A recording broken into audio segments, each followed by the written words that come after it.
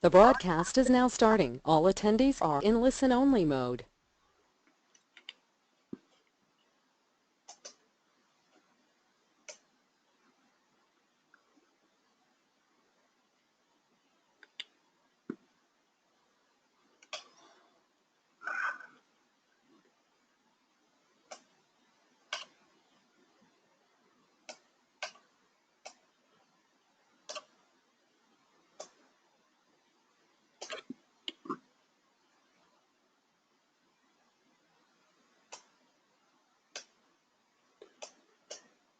All right, well, good evening, everyone. I'm just getting things set up here, finalized. Just to do a quick sound check, if you can hear me okay, can you please respond in the answer box? Perfect, thank you very much, Larry. All right, get that over here. All right, well, we're at the top of the hour, so we shall get going here. And once again, we had a good number of people registered for tonight's call, so that's always encouraging. And what we're going to do is just jump right in. All right, so in today's webinar, what we're going to do is discuss the steps to actually creating a deal, and then we're going to take a quick look at a real deal example that's in the works right now. So first of all, let's take a look at the conventional steps to creating a deal. And this is, when I say conventional, I mean this is the way I see most people want to structure their deals. So the first thing, of course, is they find the deal, whether it be a real estate agent brings it to them, or it's a private deal they find themselves, doesn't really matter, but they locate the deal. Then they inquire about all of the details. So they take the initial, we'll use an MLS listing, for example. So with an MLS listing, it's going to give you the basic information that you need to decide whether it's of interest or not. What most people will do, though, is they'll realize, well, there's information missing, or they'll feel there's information missing, so they'll inquire about more details of the property. So they're going to want to find out more information, such as what are all the financials for the past couple of years. They want to know what the rent rolls are, what are all the inclusions with the property. Are there any reports with it? Are there surveys, environmental reports, fire inspection reports, etc.? So they want to get all of this information up front. Then they want to go visit the property and see whether they think it's actually worth what the realtor or the seller is asking for the property, and whether they like it or not. So they'll take a look at the exterior and all the common areas. They'll check out the neighborhood. And if they can, they'll check out all of the units, only to be surprised that they're going to be asked to submit an offer first. Now, this is very common in the commercial world. So a lot of people who are moving from small commercial or residential into the bigger deals, this is a big surprise to them. And when you think of it, it's a very logical request from the seller's perspective. If you've got a 24-unit building and you've got, I think you understand that good deals are hard to come by. So when they hit the market, there's a lot of potential buyers wanting to look at the property. So what happens is you'll get a lot of people inquiring about the property, getting all the information, and all of a sudden you're putting all this information package together for 10, 15 potential buyers, and they all want to take a look at the building. So that takes a lot of time from the seller and the agent, but it's more importantly, it really is bothersome to the tenants. And the tenants are the people who are paying the bills for the landlord. So you don't want to disturb the tenants or keep the disturbances to a minimum. So this is why they may allow you to see 1 or 2 units of a 24-unit building. They certainly will not let you see all of the units until you show that you are serious about making an offer. They will tolerate you asking for information ahead of time, but again, you'll see why that's not necessarily a good move on your part as well. So once they get all the information they feel comfortable with in order to make an offer, then what they do is they will make a lowball offer. And they're trying to get the absolute best deal they can up front. And while they're doing that, they're going to be annoying the seller as well, because the seller has put a price on the property feeling that's what that's what they feel it's worth. And then for you to come in at 15% below market value with an offer is insulting. And you're going to make a very abrasive relationship right off the get-go. So you're going to risk insulting the seller and killing the deal right up front, create that combative environment. And this could go on negotiating back and forth for days or even weeks while you're looking for the information, deciding whether you're going to make the offer on it, and then actually making the offer and negotiating back and forth, getting stuck on the little fine details. Because again, new investors are going into this new arena of investing with the mindset of a home buyer or a small investment, and it's a totally different arena. Now, if you do achieve an accepted offer, it's now time for the due diligence, which means all of the finance, the inspections, review of all the documents, etc. When things aren't as they appear, what do you do then? Well, you have to either renegotiate or walk from the deal. The problem is, if you try to renegotiate with a seller who already feels that they've been beaten up by your initial negotiations, you're going to have a big challenge on your hands. So it's all about creating and maintaining a good relationship throughout the course of the whole process. I'm currently working with a client right now in a deal, and we need to get an extension on the time frame for the financing. We had it for 3 weeks, and we probably need 5 weeks. So the bank wants me to get an extension right away. Well, I don't want to ask the seller for an extension right away, because they're less likely to give us an extension than if we were to wait for a week, maybe even a week and a half. They see that we're doing our due diligence. We really want the property. They feel it's been sold. At this point in time, they're going to be more likely to give us that extra extension, because why would they want to start all over with a new buyer again? So it's all about creating that relationship up front, knowing when to ask and when not to ask for certain things. All right, so here's the way that I create a deal. Same thing, you locate the deal. You assess if it is a good deal or a bad deal based upon the information that's been provided. And sometimes there's not enough information to make a really good assessment whether it's a good deal or not. So once you develop some experience in this industry, you will get an idea of what the rent should be, what the income should be, what the rents ought to be based upon the percentages. So in the program, I talk about the different ratios for a 24 to 48 unit apartment building. You could be looking at anywhere between 40 and 50% expense ratio. So if they're showing a 30% expense ratio, all you have to do is add in another 10 or 15% of expenses. It doesn't matter what the expenses are at this point in time. You just need to know what the cash flow is going to look like when you have realistic expense figures in there. If you decide that it's a good deal based upon this, then you make the offer. You don't ask for any more information. You don't go see the property. You don't do anything else, because while you're spending all that time looking at the property, asking for more information, waiting to see whether you want to, you go visit the property, whether you want that property or not. While you're spending all that time, as I said before, it could be weeks or several weeks, while you go through that process, I've made the offer in the matter of a day or 2 days. I get the property tied up as quick as possible. So now I've made an offer. I do what I call soft negotiations. Yes, I'm going to try and get it below market price, but I'm not going to try and steal it from the fellow. I don't want the seller to feel like I'm ripping him off.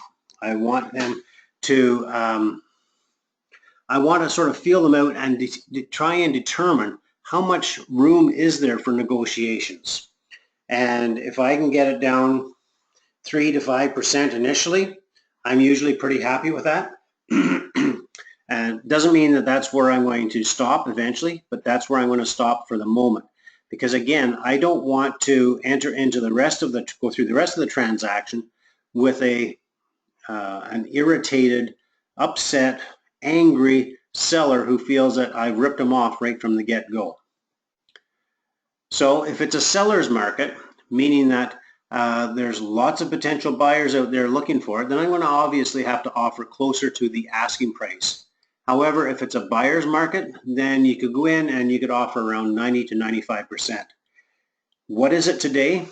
It's really hard to say. It depends on the neighborhoods, but I would generally say that it's still a seller's market, simply because the idea of buying and owning a large investment property like a 24-unit building is very appealing to a lot of people. And there's more and more people learning the value of investing in big deals like this. Therefore, there's more people looking for these deals and are willing to overpay. Maybe not so much willing to overpay, but unknowingly overpay for a particular property as well. Now, when I make the offer, it's going to be subject to all the same conditions that the conventional investor is going to put in there. However, I'm going to add in one additional one, and that's called subject to viewing. And this subject to viewing could be 3, 4, 5 days after final acceptance of offer. So once I make the offer, it goes back and forth through the negotiations. It's pretty much tied up during that time period. Somebody else could make an offer they can look at, but they can't negotiate two offers at the same time.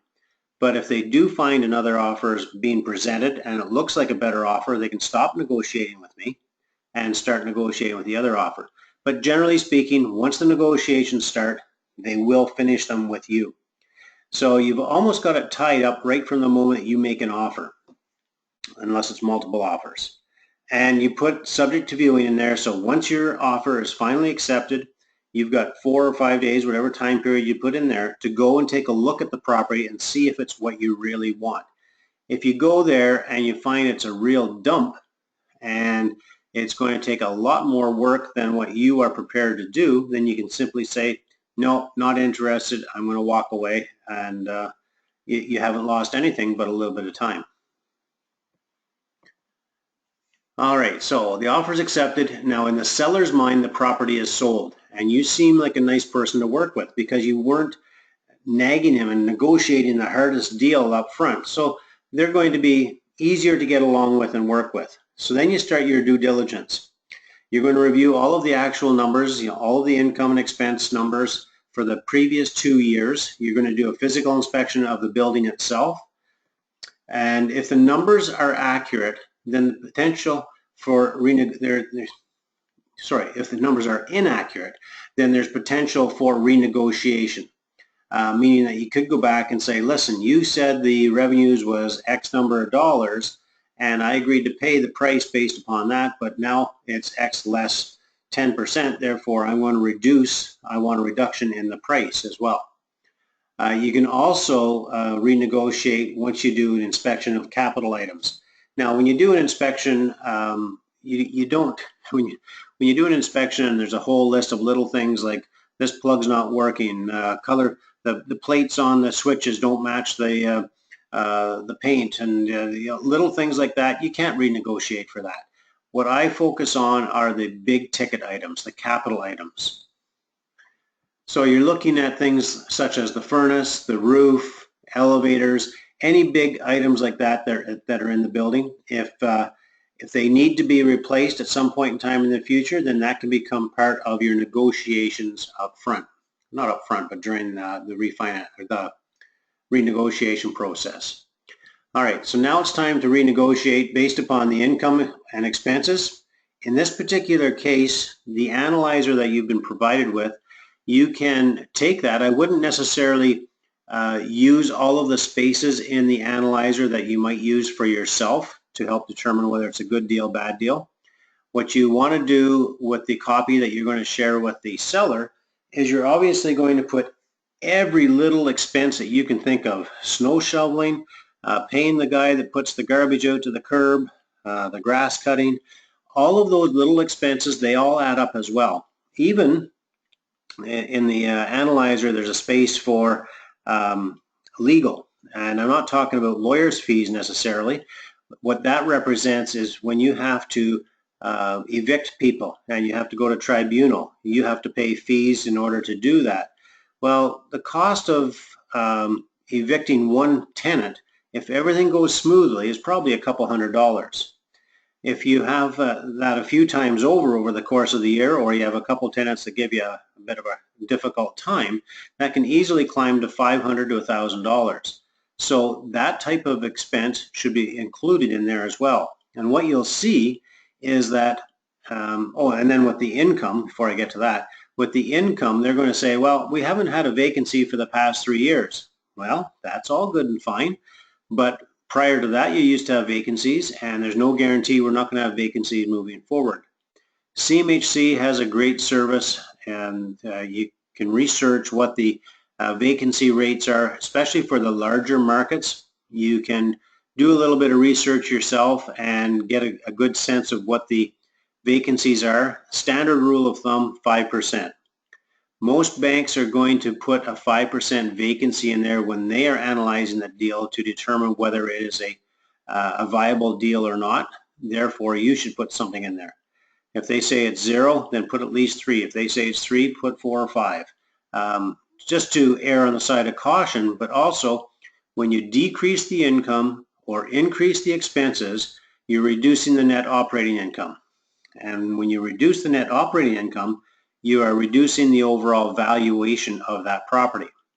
So now it's very difficult if you have the opportunity to sit with the seller, especially if you've had good rapport, you could ask for an opportunity with the agent being present to sit and walk through what the property is truly worth based upon your analysis.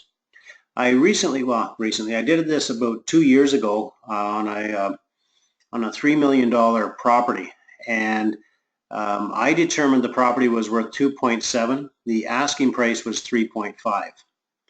I was willing to pay about 3.1 million, and we couldn't come to terms because they had an appraisal for the property that justified the price of 3.5.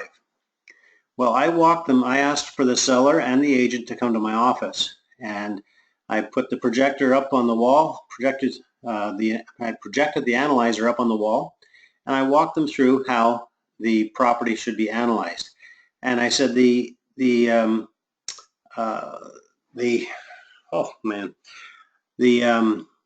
appraiser was doing the right thing, but the appraiser didn't include all of the expenses. So I asked the owner of the property, is this a legitimate expense? Yes. Well, then let's put it in. Is this legit? Yes, yes, yes. And he could see the value dropping right in front of his eyes, yet he wouldn't agree to dropping the price because he had this other appraisal, and he knew that somebody else would buy it based upon the appraisal, and then actually somebody else did buy it based upon the appraisal, but they paid too much for the property. So it can be a good negotiating tool. Will it work all the time? Obviously not. It didn't work for me that particular time, but it has worked for me in the past. Then there's the physical condition of the property itself. When I bought a couple buildings a year and a half, 2 years ago, during my initial inspection, I could see that the roofs were in rough shape. And the owner or the agent representing the seller was saying, oh yeah, the roofs have been patched up, they've been well maintained. And I didn't argue that. I could have easily said, these roofs need to be replaced. They're no good. You can see that the tar is bubbling through. It was a flat roof.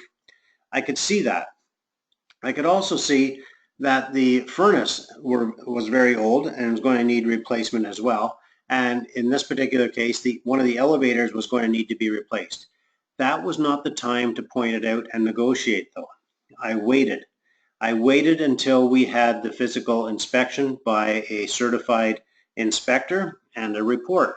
Then I went back and tried to negotiate, and I got the sellers to replace both of the roofs on the buildings at a cost of about $120,000. So that's how you're able to negotiate. You pick the time and place to point these things out and to negotiate them. So here's a real deal example. This is a property I'm currently working with a student, and the asking price is 1.85. Sorry, and what's going on here? Here we go. I've highlighted here things that were on the highlight sheet that you may not be able to see very well because it's so small. So they're saying that it's fully tenanted. Both roofs have been replaced because it's two buildings actually. There's another building identical to that one. It's showing that it's only 8 days on the market and the taxes are $28,521. Insurance is just over $10,000 and the heat is over $12,000 and the gross income of $225,900. So that was the information that was provided to us. So my client had to decide whether he wanted to make an offer based on this information or not. So he put the information into the analyzer. I'm not going to go through the analyzer here, but he put the information into the analyzer and he decided that the purchase price, well, he actually added in a little bit more. He added in some maintenance and some management. And he decided that, well, the market value came in pretty close to what the asking price was. So that's pretty rare, actually, that it will do that. But in reality, we had been watching this property for I think a little over a year, and it had already had a couple offers on it. It was listed for over $2 million at one point in time, had a couple offers on it that both died and came back on the market.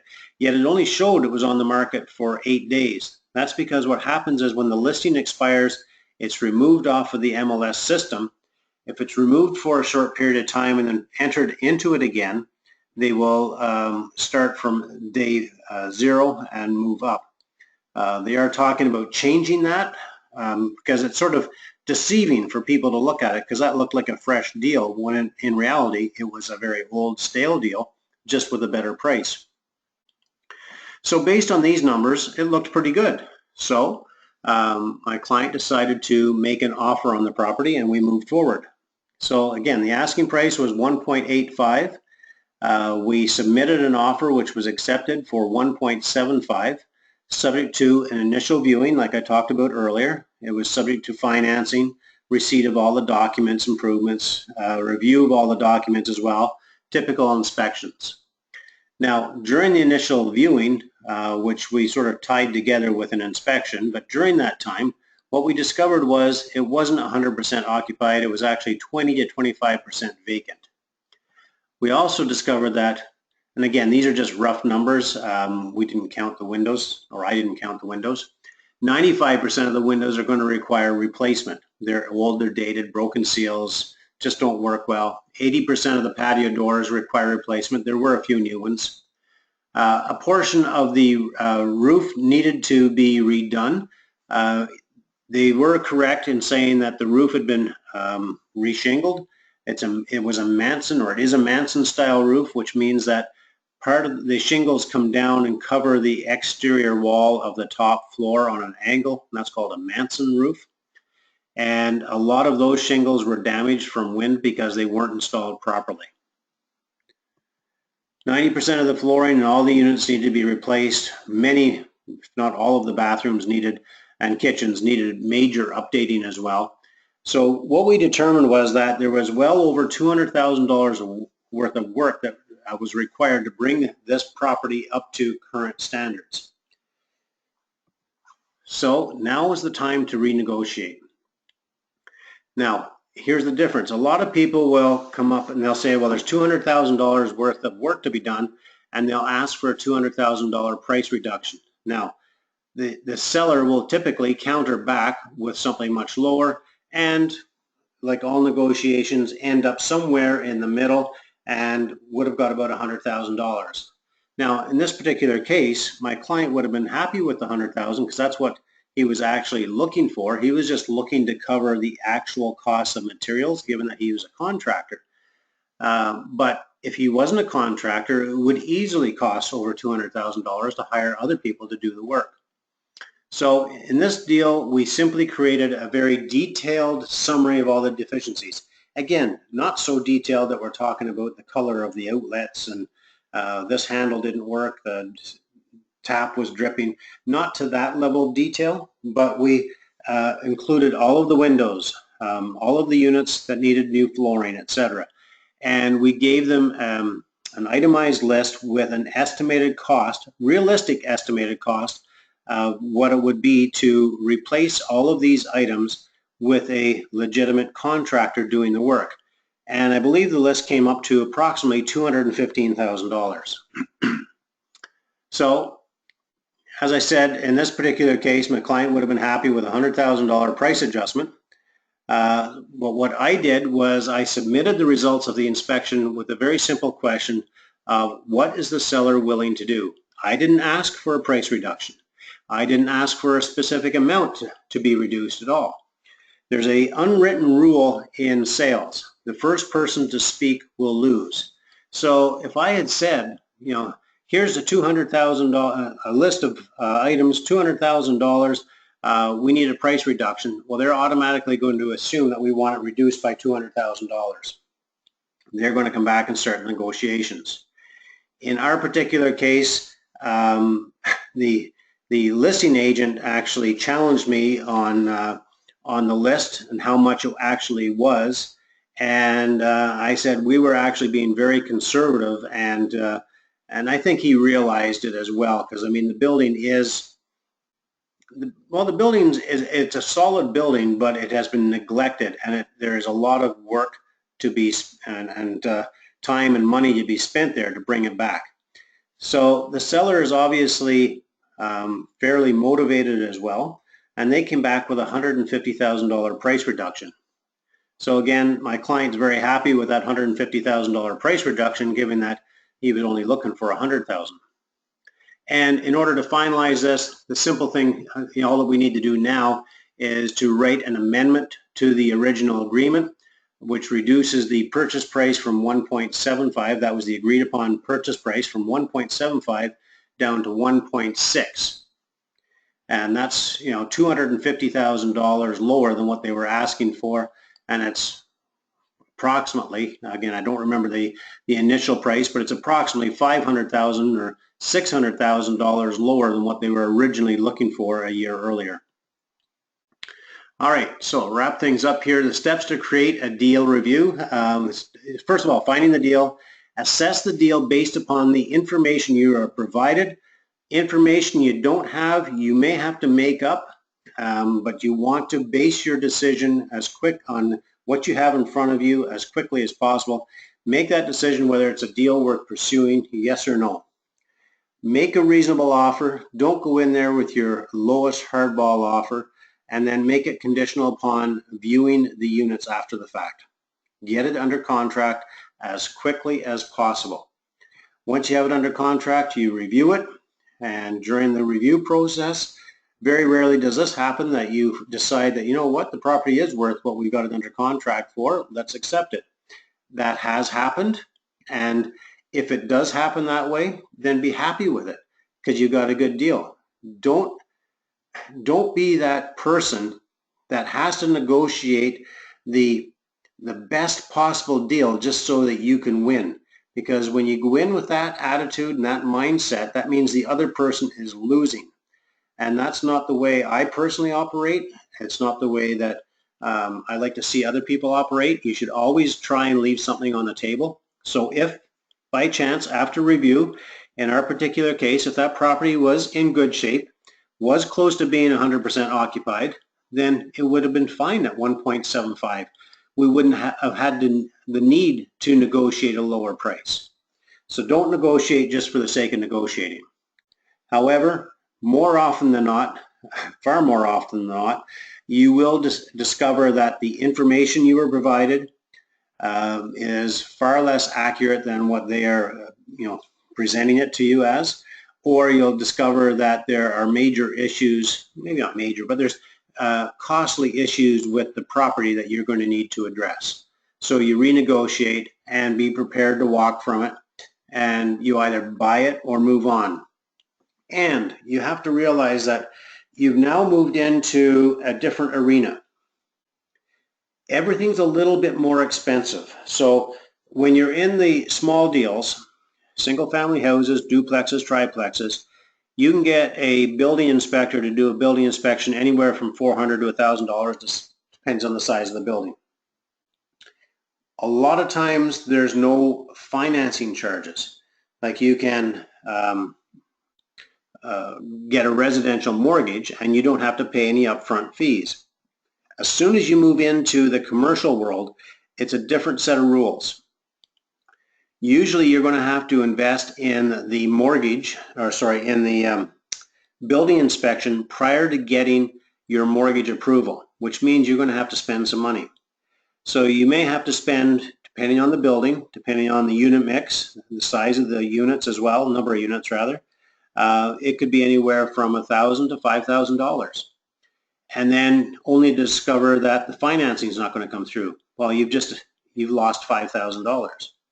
Or it could be that you, for the financing, you have to put $1,000 down in order to get the financing application started, and another $3,000 or $4,000 upon approval, whatever the case. And then during your inspection that you've just spent $3,000 on, you discover there's major issues with the building and the seller's not willing to do anything with it, so you've lost $3,000 or $4,000 again. That's the cost of doing business. You have to be prepared to lose that money because it is a business. So you have to invest a little bit of money, but it's going to be, and most likely will be, one of the, especially with the inspection, the best money you spend. Sometimes and this has happened for me several times, where I've spent $3,000, $4,000, $5,000 on an inspection and not bought the building. And I felt good. It bothered me that I spent that kind of money, but I felt good that I didn't get stuck with that property, which would have cost me a lot more had I cheaped out on the inspection. And you know, I have talked about cheaping out on inspections before, because I did cheap out on an inspection on a property in Brockville, and as a result we didn't discover some major issues, and it cost me about $20,000 over the course of the year to repair those issues. Had I seen them during the inspection, I either would have negotiated a better deal or I wouldn't have bought the property. So be prepared for that and don't be surprised. So that's it for tonight. So we'll just move into Q&A. If you have any questions, please go ahead and type them in. I'm just going to open up here. It was a little bit quicker than I thought, only just a little over 30 minutes. And we had lots of people on there. Surely somebody's got a question.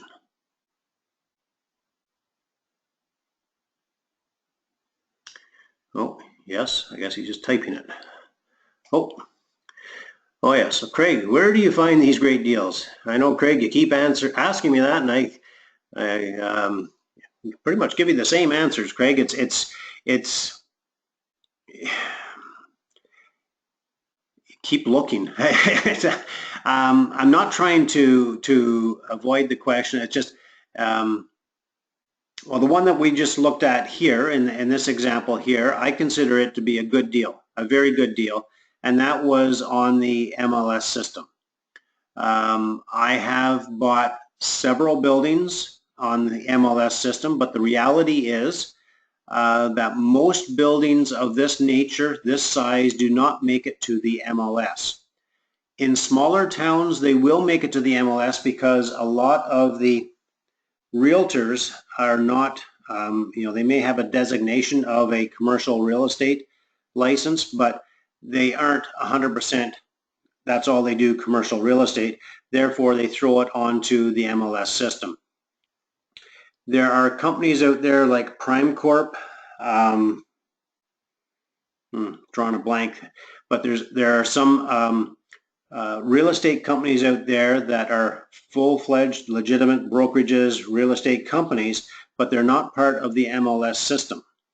And they also don't cooperate with other brokerages. So for example, the buildings that we bought in Smith Falls a couple of years ago, they were with Prime Corp, I believe it is. And I was in the Prime Corp database as a buyer because I was looking for properties for myself for a long time. So they would just, whatever properties hit the market through them would come to me. And this one particular property, actually two buildings, came to me, and I did exactly what we talked about here tonight. I went through the process of making the offer without, you know, sight unseen, for example. And because I'm a licensed realtor representing myself, I asked them if they would pay a commission to me. And they say, no, they don't cooperate with other brokerages. So even though I was a licensed realtor, I didn't get paid to do that transaction for myself and my partners. But that's just the environment that's out there. So there's lots of different brokerages that you will never see or never have access to because they are commercial brokerages. And just to call them up and say, I'd like to be included in your database can be a bit of a challenge too, because these commercial brokerages tend to be a little bit arrogant, I guess. They don't want to work with novice investors. They only want to work with educated, savvy investors, people they know that will buy the properties. If they make an offer, they know they will buy it. So, as a result, if you don't have any history with them, it could be difficult to get onto their database. It is still worth a shot though. So go on the Google or just Google commercial real estate brokerages and you'll get a whole list of them. Start asking to be put on their list. There's also in the program, I have given you some, I can't remember exactly which module off the top of my head, but I gave you links for different places. There's one link in particular that has a listing of a lot of commercial properties.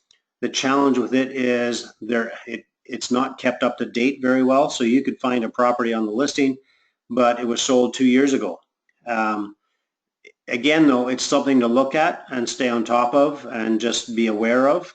Again, I found a property on that. That's where I bought the 54-unit townhouse project in Picton, Ontario, was through that database. And then, of course, there's just advertising yourself. Investor looking for investment opportunities, any size, any condition, any price, give me a call. And you'll get lots of calls. But again, you're going to get a lot of tire kickers. You're going to get a lot of people wanting more money than what the property is actually worth. If you do place an ad like that and you start getting calls from a lot of people, one of your first questions is the property currently listed with a brokerage? Because if it is, then there's nothing you can do for them. You have to go through the brokerage. So that's one of the first questions. But even if the property is overpriced and it's not listed with a brokerage, it's a good opportunity to build a relationship and go out and talk with the person and see if you can bring them down in reality with the analyzer. And that's what I did for what was it? It was only a duplex, but I was a realtor back in the early 90s, and my broker at that time was buying investment properties. And this was an investment property that he was now selling. Fast forward into the 2000s. He was older, retired, no longer a real estate agent, but he was a broker. So in other words, he knows all the rules and he's supposed to know how to analyze properties, etc. So he asked if I'd be interested in buying his duplex, and it was a high-end, nice duplex. But he wanted, I think it was $550,000 for this thing. And when I showed him the analyzer, walked him through the analyzer, he saw that it was really only worth about $375,000. Now I was able to get him down considerably in price into the mid 400s, and it was a deal for me because I was also going to be able to finance it with his own RSPs as well. So it gave me the opportunity to sit down and discuss the deal one-on-one. So that's the whole thing about doing these private deals, is being able to build that rapport. So just keep sniffing around, keep placing the ads, keep watching Kijiji. Word of mouth, if you're looking at a particular market, one particular small town or whatever, find out who the handymen are, find out who is servicing the property, who is servicing the furnace, who's servicing the washers and dryers, etc. Because who are the property managers? Talk to these individuals because they are the people who usually get wind of a property being prepared for sale before it actually hits the market. All right, so Michael's got a question. What is a good cap rate of an apartment building inside and outside of Ottawa? Well, a good cap rate would be 10. A realistic cap rate outside of Ottawa, so a market like Almonte and Carleton Place, which are very, very popular, but they're literally just outside of Ottawa, their cap rates aren't a whole lot different than they are in Ottawa for good properties. The challenge is there's not a lot of good properties. In the city of Ottawa, unfortunately, cap rates are down around 4 and 5%. And when you get a cap rate of 4 and 5%, it's extremely difficult to make that property cash flow. The challenge is that there's a lot of REITs, there's a lot of insurance companies, a lot of foreign investors who are buying properties at these low cap rates simply to park their money, not necessarily to make money. They're making money on principal pay down and appreciation. They're not concerned about cash flow. They're just protecting their money. So that's the competition when you get into these bigger deals as well. So personally, I don't pay a whole lot of attention inside the city of Ottawa, Michael, for the simple reason that every time I look, I see deals are in the 3 to 5% cap range. Outside of Ottawa, Smith Falls, you can get properties in the 10 cap, but more likely you're going to get them in Brockville, Smith Falls, Perth, outlying areas. They're going to be in and around 7 to 8%. All right. Any other questions? Still got quite a few people hanging on here, so nobody else have any questions? Cap rates, I really don't like buying a property based on cap rates because they're so easily manipulated. It's an extremely accurate way of determining value. The challenge is it's also an extremely easy way of manipulating the value because by not representing all of the expenses accurately or misrepresenting your income, you are artificially inflating the net operating income, and the net operating income based on the cap rate is going to give you the value. So that's on your property. Well, where does the cap rate come from? The cap rate comes from a lot of, it comes from previous sales of properties. And if those previous sales had inaccurate net operating incomes as well, then their cap rates are skewed. So now you're using a skewed cap rate and a skewed net operating income to come up with a new value of a property. So I use the cap rate simply as a very, very rough guideline. I always use the analyzer to determine whether it is a good deal or not based upon the cash flow that it generates. Okay, so Elliot, why are houses using cap rates? I have not seen houses using cap rates, so I'm not sure where that's happening, Elliot. I haven't heard of that happening. It's certainly not in my market. Because cap rates are based upon income, and single family houses do not generate income.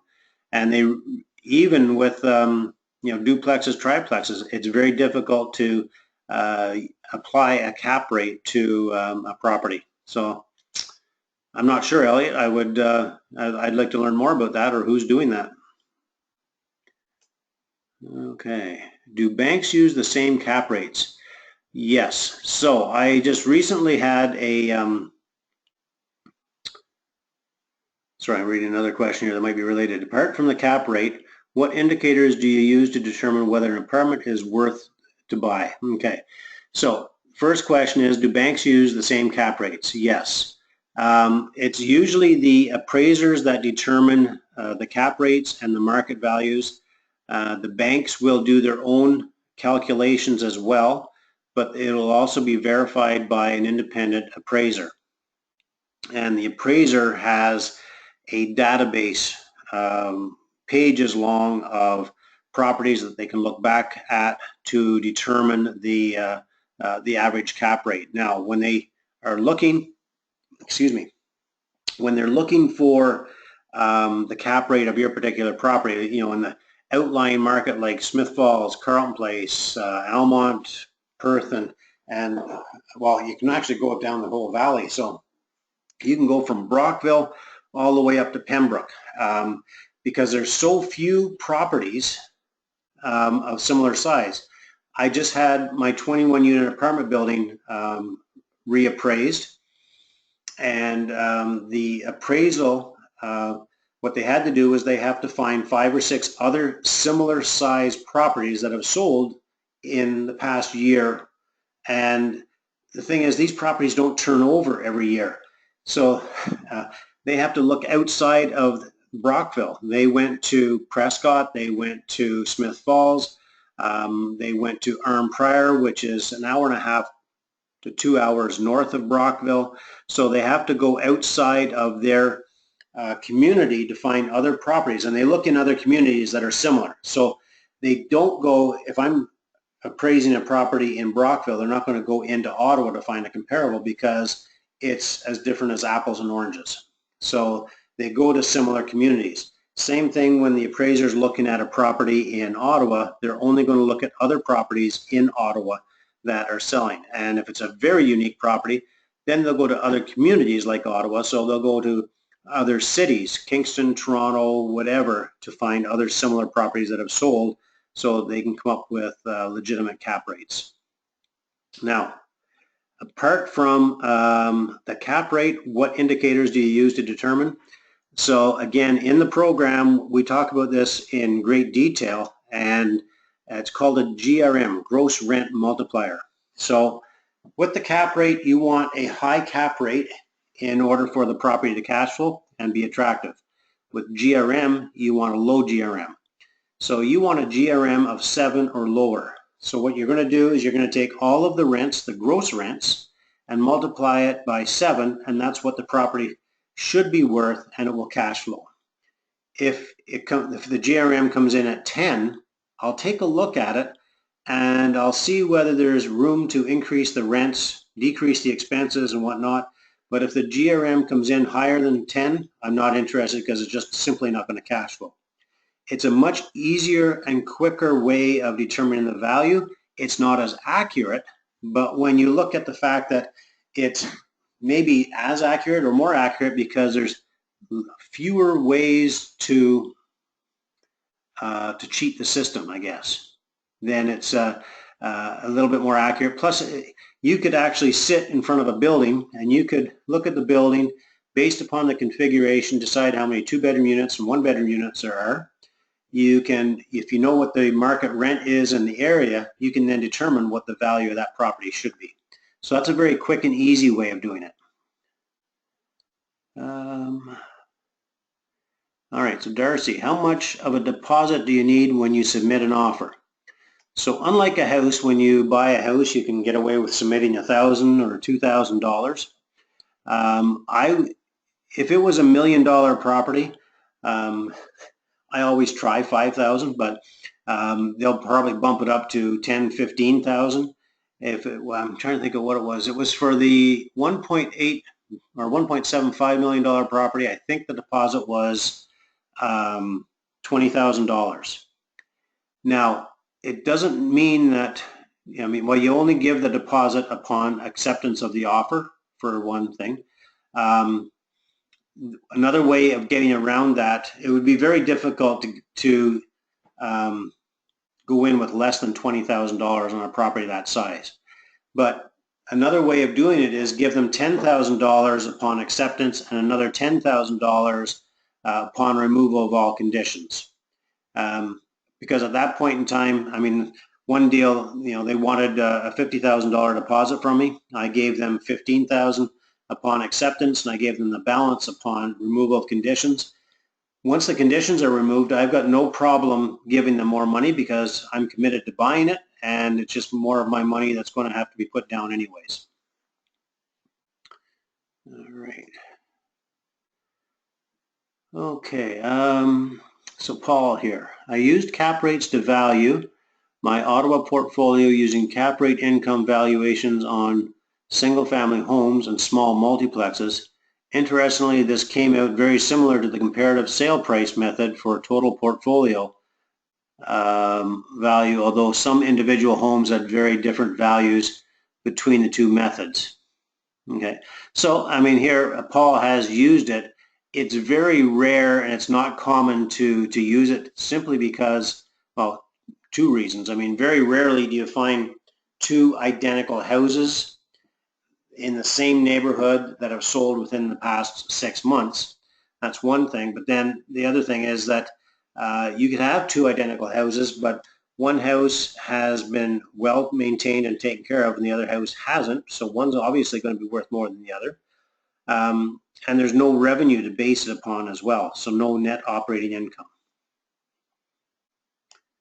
All right. Just scrolling through here, make sure I haven't missed anybody. Looks like I've got all the questions. Anybody else have any questions at this point in time? I'll hold on here for another minute or so.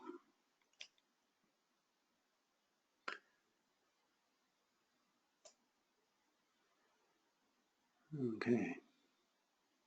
Well, it's not looking like anything else is coming in, so we are actually 9:50, so that's not too bad.